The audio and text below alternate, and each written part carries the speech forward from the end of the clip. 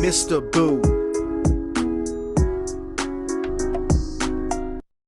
Hey everybody, it is I, Mr. Boo, the Entertainment Guru, Mr. Boo, Entertainment Guru, right here on YouTube. And we are back again today to talk Halloween, the game, coming out in 2026. We've got new screenshots, we've got some new info, we've got more info coming sooner than we thought.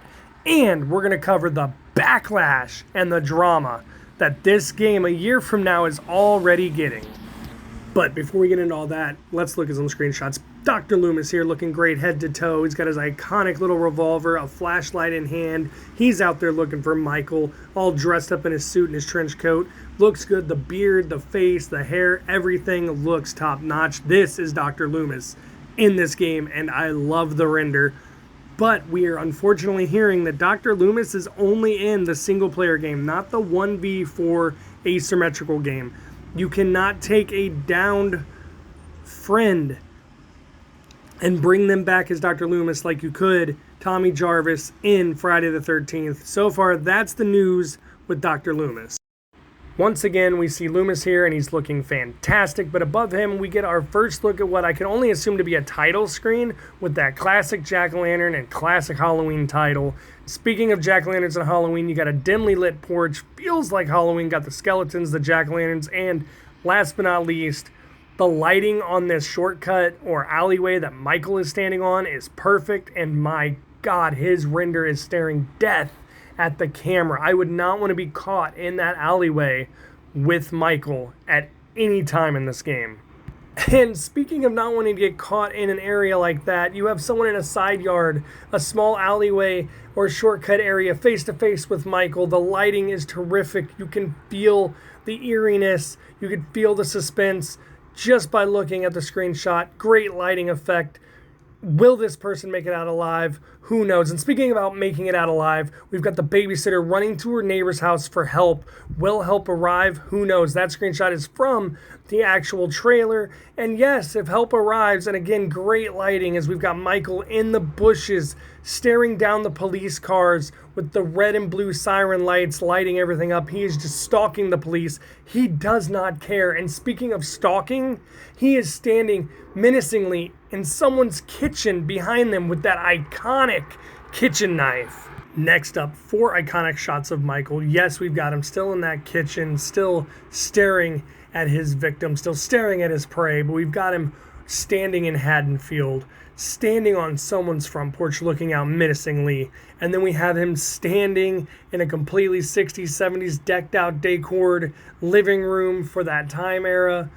Everything in these photos is great. The lighting, the graphics, all the way down to the shimmer on that blade.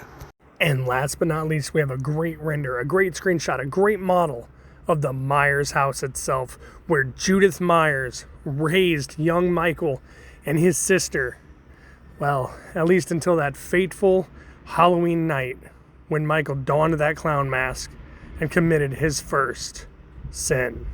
And like I said, last but not least, as we move on to 2 screenshots now that have a little info and possible speculation, the Red Rabbit Lounge and Smith Grove Sanitarium. Smith Grove Sanitarium, I believe, could be a multiplayer map in the 1v4 asymmetrical game, but I believe it may play a bigger part in the single player. Could you imagine escaping Smith Grove as Michael? Like, that's a part of it we never got to see in the original. We play through that, then we go home, then the night he came home starts, and we play through things he was doing besides going after Lori and all of them. That would be cool. And like I said, it would make a really interesting, bigger 1v4 asymmetrical map as well, but I believe in my heart of hearts, it's probably more a single player adventure kind of thing where it's the beginning of the single player. You are escaping Smith Grove and making your way back home. And now we have an interesting one, the Red Rabbit Lounge, which was only referenced in the first film via a Matchbox cover. It was also referenced throughout the new one. I believe Halloween Kills, there was a bar, and there was bars in the Halloween franchise from Rob Zombie, but the Red Rabbit Lounge has never really been explored. Here, I think we get to explore it more in a 1v4 asymmetrical multiplayer environment. I don't think it will play too much of a part in the single player. It could. I could be wrong. We don't know. But could you imagine this being part of like a map on the corner of Haddonfield, and the bar being somewhere where Michael could use the pool cues, the pool sticks, the bottles, the restrooms, like the doors on the stalls or the toilets themselves. Like, you could go crazy and just do it all at Michael's discretion with all this stuff right there at hand for him to dispose of his victims. I think it's going to be a 1v4 map. What do you guys think down below? What do you think the Smith Grove Sanitarium and the Red Rabbit Lounge, should they be multiplayer maps? Are they single player areas, or could they be both? Sound off down below. Let's get talking. This is Halloween. Wait, what? No, this is Halloween.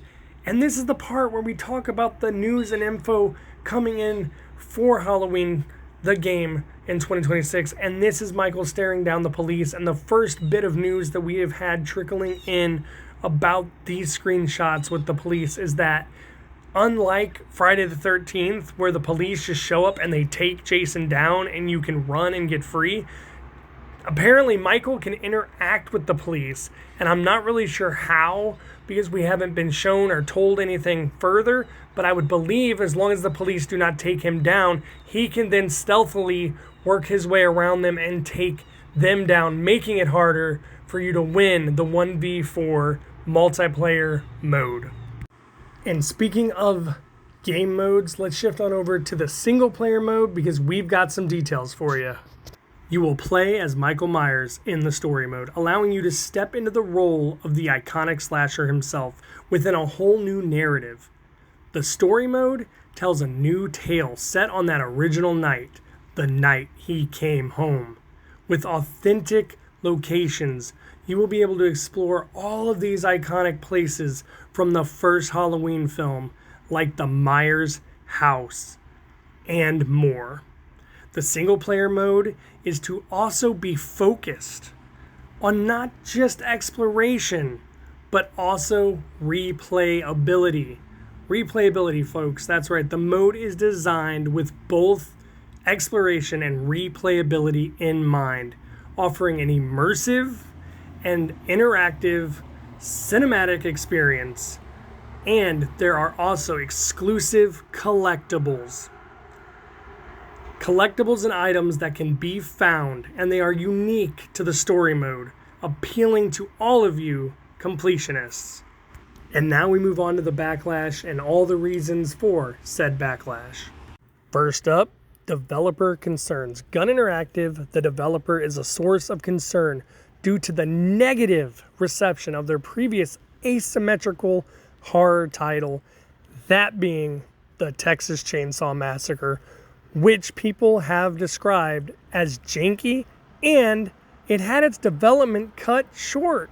Then there's the technical and graphical concerns, because after seeing early footage, there are players that have noted issues with not only the killer, but also with the survivor models, especially the older characters. And there's also a lack of proper physics and shaders. There is also a potential for gameplay loop issues to occur, where critics point to the potential for a repetitive gameplay loop for survivors who might be forced to watch others play for long periods of time after they have already been killed.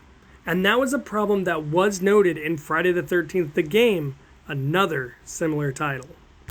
Now there is also a desire for a deep experience, where some players are hoping for a single-player psychological horror experience, which they actually believe might be compromised in a multiplayer-focused game.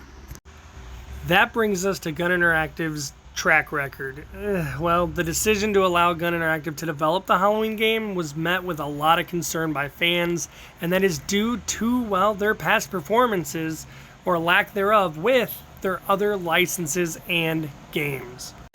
Lastly, we have to talk about this new direction they say they have, because to address some of these concerns, they say the game will also be developed alongside Pollard Studios, and they are actually known for their single-player psychological thrillers. The game will also incorporate the Unreal Engine 5, and that should actually help to provide better visuals than what we've seen so far. Well, ladies and gentlemen, that brings us to the end of the video where I'm going to have to ask you to comment down below on your thoughts on Halloween, the game, coming out in 2026. What do you think about the character models, the graphics, the levels, the gameplay, the developers? Sound off down below in the comments. And as always, if you like what you are seeing, go ahead and stab that like button. Maybe grab the subscribe button as well and get it in a stranglehold. And if you want to hear more stories about the Boogeyman as they progress on until next year, go ahead and ring that notification bell. I've been Mr. Boo Entertainment Guru, and as always, till next time, keep the lights on, the doors locked, and remember, Dr. Loomis is only a phone call away. I'm Mr. Boo Entertainment Guru, and I'm out.